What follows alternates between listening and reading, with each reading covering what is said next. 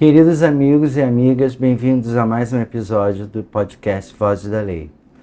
Hoje nossa entrevistada é a Mariana Freitas de Souza, uma grande advogada. Dentro da mediação e arbitragem, ela é a top. Ela é presidente do Centro Brasileiro de Mediação e Arbitragem e hoje vamos conhecer um pouco mais sobre sua carreira, sobre as questões de mediação, arbitragem, falar um pouco sobre esse novo mundo que se apresenta tão presente nos dias de hoje. Na verdade, a mediação e a arbitragem não é uma coisa nova, recente. Ela já existe há muitos anos, mas ela ganhou um grande impacto nesses últimos 30 anos e vem produzindo profissionais de primeira qualidade. Tudo bem com você, Mariana? Tudo ótimo, Zé. Me fala uma coisa, como é que você decidiu pela carreira de advogada? Foi uma coisa que você tinha uma questão familiar envolvida ou foi só uma vontade de vocação? Olha, eu acho que eu dei sorte, porque foi uma combinação das duas coisas. E hoje eu tenho uma filha adolescente, né, uma sobrinha que falam muito sobre carreira, não sei o que seguir. E eu me lembro na minha época, assim, isso nunca para mim foi uma dúvida. Eu acho que veio muito naturalmente. Meu pai é advogado, então eu cresci participando, né, dessa rotina dele, ia para o escritório dele, ficava lá à tarde brincando na máquina de Xerox, né, naquela época. Ainda tinha máquina de Telex também, lembra do Telex? Então eu tenho essas lembranças todas. E sempre fui muito, sempre tive uma personalidade muito também combativa, assim, sempre fui muito, sempre fiz questão de me colocar, de dar minha opinião, então eu escutava isso muito das pessoas, né? Você vai dar uma ótima advogada. Então nunca tive muito, sempre foi muito natural para mim, assim, fui indo, e aí chegou nessa fase de vestibular, fiz para Direito logo, para várias faculdades na época, e entrei na faculdade de Direito e venho vindo, desde então, sem parar muito para pensar. E você passou por esse processo de estágio, de fórum, essas coisas normais que você faz quando você está iniciando a carreira. E como é que surgiu a mediação e a arbitragem para você? Olha, eu passei por isso tudo, tá? Eu estudei na UERJ, né, que é a Universidade do Estado aqui do Rio, e é muito comum na UERJ as pessoas começarem a estagiar muito cedo. No geral, as pessoas na minha época tinham um viés muito forte para concurso público. Então, já ali no segundo, terceiro período, a coisa mais ou menos se encaminhava. Então, eu também me encaminhei um pouco para a parte do estágio em escritório. Então, já comecei a estagiar ali pelo terceiro período mesmo. Primeiro eu passei um período nos Estados Unidos, depois quando eu voltei, já comecei a estagiar e já comecei a sentir na prática como é que era advogar, sempre em que a gente chamava de contencioso, né? Hoje a gente chama mais amplamente de resolução de disputas. E quando me formei, logo que eu me formei, eu voltei para os Estados Unidos para fazer um LLM e quando eu voltei dos Estados Unidos também voltei a trabalhar em escritório em resolução de disputas. E foi nesse episódio, nesse período do LLM nos Estados Unidos, que a mediação e a arbitragem apareceram para mim profissionalmente. Eu não conhecia ainda, já existia a lei de arbitragem no Brasil, mas não fazia parte do meu trabalho, né, da minha realidade profissional, até porque eu era estagiária de um escritório pequeno, então não tinha contato com esse tipo de procedimento. E quando eu fui fazer a application, na verdade, para ir para os Estados Unidos, na época meu pai me orientou, falou, olha, mediação, arbitragem, acho que é o futuro aqui, isso está começando aqui no Brasil, tenta se aprofundar nisso lá fora. E assim eu fiz, e que também casou perfeitamente, porque vindo de 4 anos de estágio em contencioso, fazendo isso que você falou, fazendo fórum, acompanhando a audiência, a gente via que muitas vezes as partes, o meu cliente tinha razão naquilo que ele estava pedindo, mas por conta de um formalismo do processo civil ou por conta de um argumento que não foi bem colocado, ele acabava perdendo o direito dele devido ao próprio processo judicial, a demora no julgamento, né, que a gente sabe que o judiciário é muito assoberbado no Brasil. Então, quando eu fui para os Estados Unidos e tive a oportunidade de entender, estudar o que era mediação, o que era arbitragem, eu voltei com outra cabeça, assim, super revolucionária de coisas que eu poderia fazer na minha prática profissional para melhorar, né, a vida dos clientes e efetivamente resolver os problemas deles. Eu acho que esse sempre foi o meu mote, assim, é como que a gente faz para resolver o problema. Então, acho que essas ferramentas vieram se somar ao que eu já conhecia da Faculdade de Direito e do estágio, para efetivamente conseguir resolver os problemas. Dentro desse teu processo, qual foi os maiores desafios que você encontrou? Como é que era esse mundo? Você via outras mulheres trabalhando com isso? Você tinha uma preocupação por você ser mulher no mundo mais masculino? Como é que você se viu aí? Qual foi seu maior desafio? Olha, eu te confesso que essa ficha só caiu para mim muito mais para frente. Quando eu já era advogada, trabalhando. Primeiro porque eu vim de uma família, enfim, eu tenho uma irmã, e meu pai sempre foi meu grande incentivador, né? Ele é advogado, então nunca teve muito essa separação. Eu tenho uma irmã e um irmão, né? Então nunca teve diferença de tratamento de mim para os meus irmãos, e então meus pais sempre trataram a gente igual, a gente sempre teve as mesmas oportunidades de estudo aqui, de estudo no exterior, então isso para mim nunca tinha aparecido. Quando você vai para os Estados Unidos, que é claro que é uma sociedade que tem os seus problemas, as suas questões, mas essa questão da diversidade já não é tão presente, especialmente no ambiente que eu estava, que era um ambiente acadêmico. Então eu tinha muitas professoras, muitas colegas, homens, mulheres, de outros países, de vários países. Então isso nunca tinha aparecido para mim. Aí quando eu voltei e entrei no mercado de trabalho já como advogada, é que eu comecei a perceber a presença do famoso teto de vidro, né? Que você vai, e por mais que você faça, você estuda, você se forma numa boa faculdade, você faz um mestrado no exterior, você fala 3 línguas e você não consegue avançar. Você fica batendo naquele teto de vidro e você fica vendo seus colegas homens todos te ultrapassando por outras características, que às vezes são características mais masculinas, mas que o mercado que a gente está é tendencioso a reconhecer e valorizar características, entre aspas, mais masculinas do que femininas, né? Então a gente, dentro das estruturas como elas estão colocadas hoje, a gente tem muito mais dificuldade para avançar. Então isso já, vou te falar que já lá para os meus 20 e muitos anos, é que eu comecei a perceber que talvez tivesse alguma nuance ali de gênero. E para o Centro Brasileiro de Mediação e Arbitragem, como é que você chegou? Como é que você foi essa sua escolha? Porque me explica como é que é um pouco essa instituição. O Centro Brasileiro de Mediação e Arbitragem, que a gente chama de CBMA, é uma instituição que presta serviços de mediação, arbitragem e outros métodos de resolução extrajudicial de conflitos. Então, justamente, é uma alternativa ao Poder Judiciário, né? Que é uma questão, né, para muitos advogados, para muitas partes, que não querem, que não podem, que não, enfim, por qualquer motivo, não querem recorrer ao judiciário, terem esses métodos alternativos para resolver os seus conflitos.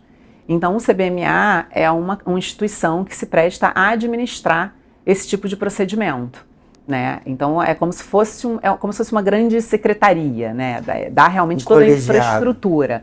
Da infraestrutura. Então, processa a documentação, tem espaço para você fazer audiências, para você fazer reuniões. Então, realmente te dá toda uma estrutura para quem não quer estar no Poder Judiciário.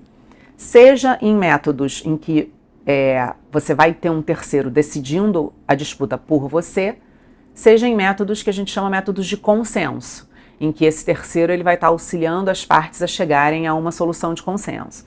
Então, o CBMA ele presta o serviço em todas essas frentes, né? E eu, 10 anos atrás, numa reunião, eu tenho uma característica, a gente estava falando um pouco mais cedo sobre signos, né? Eu sou geminiana e eu tenho essa característica da comunicação, mas eu tenho uma característica também que eu gosto de conversar, eu gosto de estar com pessoas, eu gosto de conversar com pessoas. Então, o famoso networking, para mim, ele sempre foi muito natural. Também cresci vendo meus pais fazendo isso, né? Óbvio, aprendi, tive essa referência e aprendi a importância disso.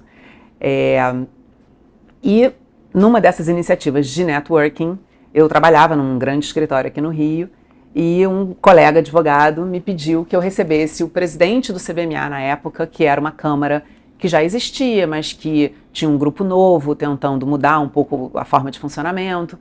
E eu, na mesma hora, falei, claro, vamos receber. Eu marquei uma sala de reunião, convoquei alguns colegas de escritório para a gente fazer essa visita de cortesia, né? E nessa reunião, nessa conversa, ele apresentando o CBMA, eu falando um pouco do meu histórico, o presidente da época do CBMA olhou para mim na sala, na mesa de reunião e falou, eu quero que você venha fazer parte da diretoria do CBMA. Me pegou totalmente de surpresa, não era o propósito da reunião, eu nem conhecia direito o que era o CBMA, mas adorei, eu falei, nossa, um desafio novo, vou conhecer gente nova, vou estar fazendo coisas diferentes, eu topo. Na época eu estava grávida do meu segundo filho, então isso para mim foi mais especial ainda, porque, como você falou há pouco, né, a questão das mulheres, a gente sabe que né, gestação e ter filhos pequenos sempre né, uma questão delicada profissionalmente, em termos de carreira, mas eu, nessa condição, fui convidada a fazer parte da diretoria e me juntei a esse grupo e tô lá, enfim, fiquei lá como diretora 9 anos, sempre muito atuante, né, sempre, enfim, tentando me dedicar ao máximo e fazer o que dava para eu fazer e o que eu acreditava, né, que seria bom, melhor para o CBMA. E quando terminou o mandato do presidente que estava, né, até o final do ano, acho que foi uma sucessão assim, que eu vejo com bastante naturalidade, né? Eu acho que dentre as pessoas, né, que estão ali até hoje trabalhando bastante, nem todas também têm essa vontade, né, tem esse desejo de assumir presidência, é um cargo que traz mais responsabilidades, toma muito tempo, é um investimento enorme de tempo, mas eu queria, né, eu brincava com o presidente anterior, que é um grande amigo, eu dizia, olha, eu acho que eu tenho uma vantagem que eu tô afim, eu quero, eu acho que você assumir esse tipo de desafio, esse tipo de cargo, você tem que querer muito, né? Além da responsabilidade, você tem que querer, tem né? que querer. Me fala uma coisa, Mariana, como você vê a mediação e a arbitragem no Brasil hoje? Eu escuto sempre que cada vez mais aumenta os casos que são interveniados por uma mediação ou tem uma arbitragem.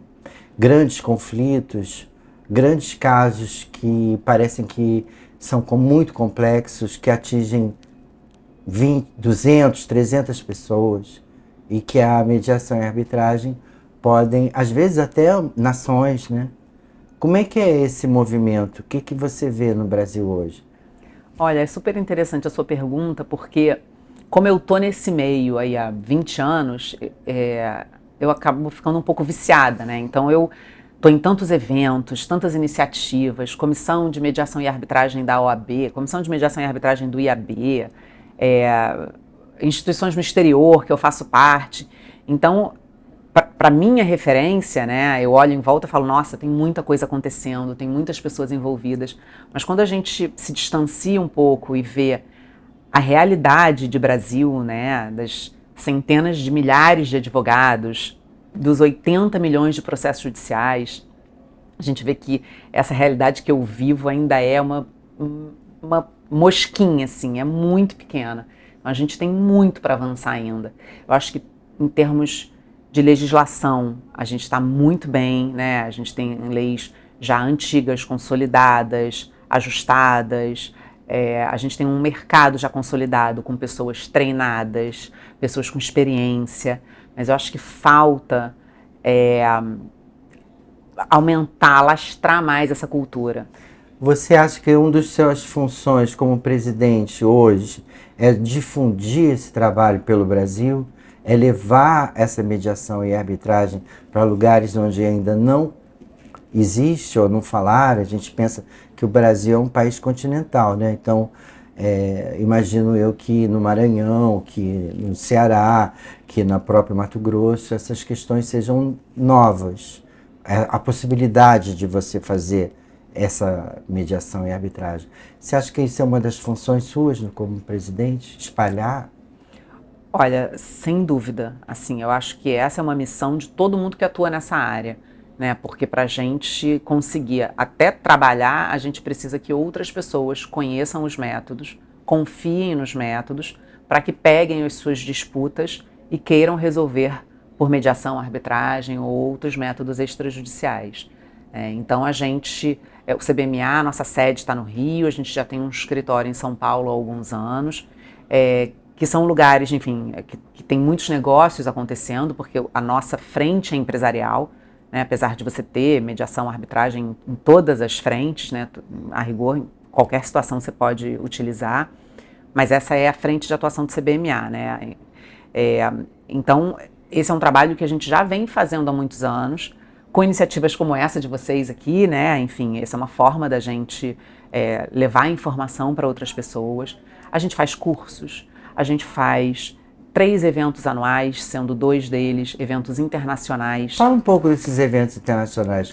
Esses eventos são um orgulho, assim, pra gente, porque a gente faz um congresso internacional de arbitragem, que já está indo para o 7º ano esse ano. É um evento... Anual. É anual. Ele acontece em agosto. Hoje em dia ele acontece no Museu do Amanhã. Então já é um lugar assim que as pessoas já gostam de estar no evento pela própria locação do evento, né? E assim, a arbitragem, até por existir há mais tempo, ter mais gente envolvida, consequentemente tem mais eventos legais e importantes acontecendo no Brasil e no mundo. E a gente conseguiu se colocar como um dos principais, eu não digo que é o principal, porque eu sou parcial nessa avaliação, mas sem dúvida um dos principais, talvez um dos top 3 eventos de arbitragem do país, e com muitos convidados estrangeiros, com a participação de muitas autoridades e com um engajamento absurdo da comunidade jurídica. Isso é super importante, assim, os escritórios, os advogados, árbitros estão muito envolvidos nesse evento. É um evento que esgota todos os anos, a gente faz muitos eventos paralelos, né? A gente faz uma semana inteira de eventos no Rio, então ajuda a promover a arbitragem, a promover o Rio e a promover outras instituições, porque é isso, a gente precisa todo mundo se unir para desenvolver esse mercado. A mediação, a gente também faz um evento anual internacional que acontece em novembro, no auditório da Firjan, aqui no centro do Rio, que também é um evento, esse eu me arrisco a dizer que sim, é o principal evento de mediação do país. A mediação ainda tem poucos eventos, normalmente são eventos menores, e a gente se estabeleceu desde o início como um evento de 2 dias, com muitos palestrantes, também internacionais, nacionais, professores, autoridades. Então a gente faz esse evento também com muita alegria, muito orgulho. E além disso, a gente tem um evento, a gente hoje no CBMA, um dos maiores nichos de atuação do CBMA é o esportivo. Né? A gente começou a desenvolver isso uns 5, 6 anos atrás e se consolidou como uma câmara para arbitrar e mediar disputas oriundas do direito esportivo. Então a gente também faz um evento de esportivo em São Paulo todos os anos, que esse ainda está começando, começou ano passado, esse ano vai ser o 2º, mas já está no nosso calendário anual esse evento em São Paulo, especificamente para o público de direito esportivo. Então o ano é bastante movimentado. Além de administrar procedimentos, a gente ainda tem essa frente que casa aí com o que você falou de criação de cultura, né? De educar as pessoas no sentido de levar informação sobre os métodos extrajudiciais. Você pode citar para a gente um caso assim complexo que você acha que a mediação foi fundamental para ser resolvido? Assim, não precisa citar nomes, assim, mas um caso que você imagine que a mediação foi, mesmo que seja um caso pequeno, familiar, mas que você resulta de dizer, olha, isso a mediação resolve. Olha, Zé, assim, eu teria um sem número de casos para te listar, mas eu agora pensei em um que eu posso citar porque ele é público e ele já está em livros e tudo, que é o famoso caso do Abílio Diniz, da briga com o Cassinô, né? Esse foi um caso que estava, eu não participei do caso, enfim, conheço de ler a respeito do caso, de ouvir falar, mas era um caso que todo mundo ficou conhecendo, né? Porque era uma disputa grande.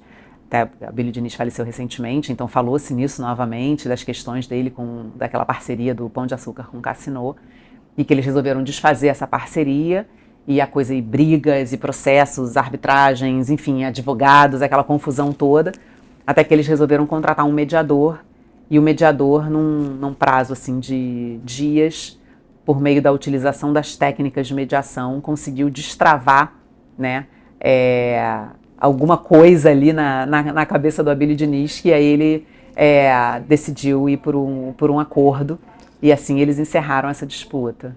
Você falou nessa questão que é uma questão até internacional, né? Sim. Não é só uma coisa do Brasil. Sem dúvida. Você acha que você teve ou você conhece esses casos do direito internacional onde a arbitragem ela é fundamental para ser resolvido? Eu sinto que hoje a gente vive tantas questões que são até causam uma certa guerra e que a arbitragem funcionaria para mostrar um caminho. Você acha que esse é um dos principais conceitos para a arbitragem trabalhar? Eu acho que a gente, no cenário internacional, a gente tem uma história muito importante da arbitragem e também da mediação. A arbitragem, ela acaba tendo uma utilização comercial muito grande, porque dá muita segurança quando você está no cenário internacional, negociando contratos com empresas de países diferentes, e aí sempre tem aquelas dúvidas de direito internacional. Se der um problema, onde que eu vou processar essa parte? Onde que eu vou achar bens dessa parte? Então, se eu sou uma parte estrangeira, quero processar um brasileiro, aí vou ter que ir num tribunal do Brasil, será que esse juiz vai ser parcial, imparcial?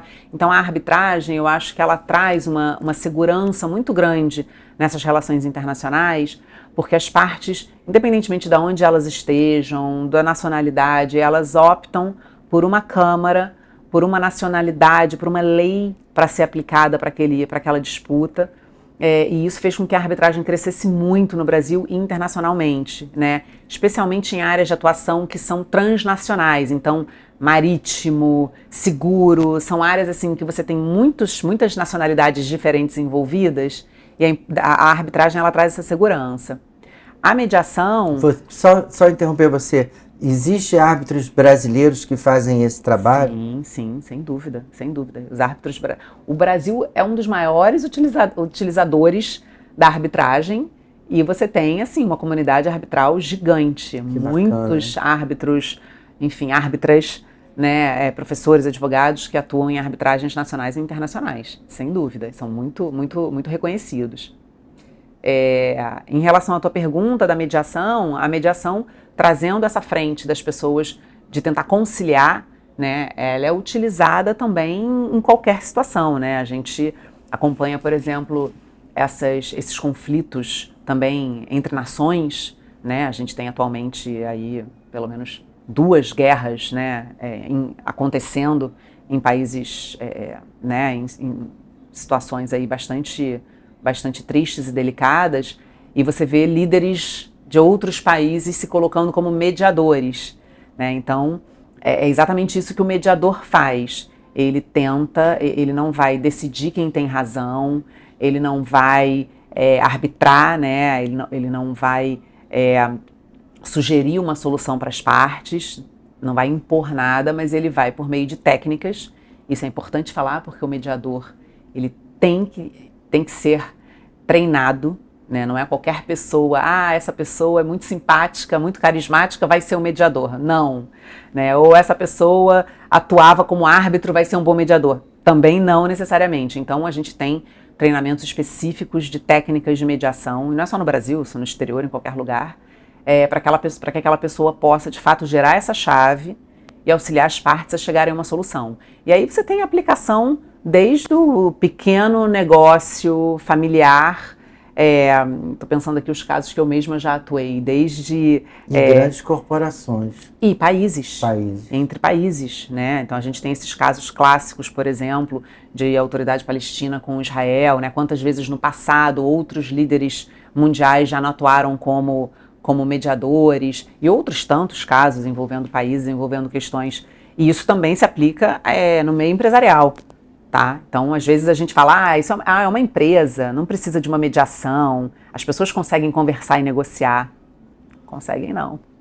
Às vezes você tem lá uma empresa, mas que é bastante comum, os sócios que estão brigando são parentes, por exemplo.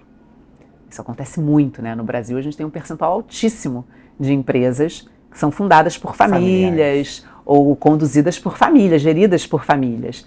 E aí os problemas começam a se entrelaçar, assim, quando você senta para para ver, eles não conseguem decidir o dia a dia da empresa, não pela empresa, mas por conta de todo o histórico, de todas as outras coisas que acontecem em paralelo. Então é um trabalho muito interessante.